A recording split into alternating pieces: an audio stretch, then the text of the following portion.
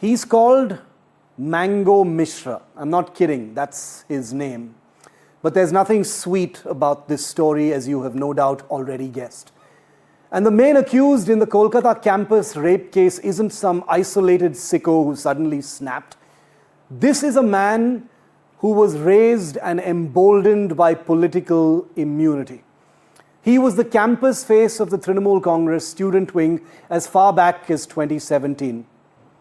He could have belonged to any party because that is the nature of the politics of rape. But since this happened in Kolkata and that this man is linked directly to the ruling party, that's the reason why we're talking about it. Teachers feared him, staff obeyed Mango Mishra, fellow students stayed silent. And why wouldn't they? This was a man with open backing from the ruling party. Even members of the party are saying it. Someone who was allowed to run riot across a college campus in a big city like Kolkata that was supposed to produce lawyers and uphold the law. The signs were always there, but hardly anyone acted. In 2013, this man, Mango Mishra, was named in a stabbing case.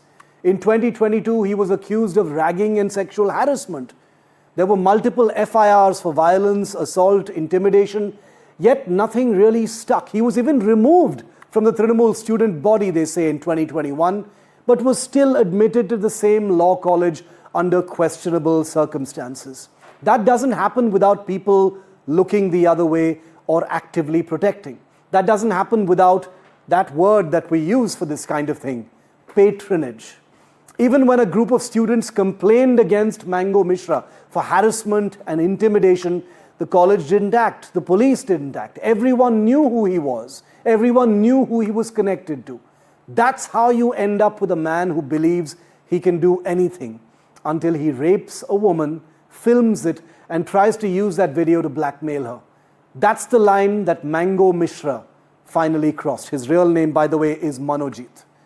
And only then did the system that enabled him all these years finally act.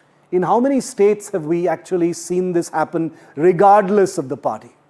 Now suddenly you have ministers praising the police for arresting him in 12 hours in Bengal, as if speed can erase all these years of complicity, patronage and silence.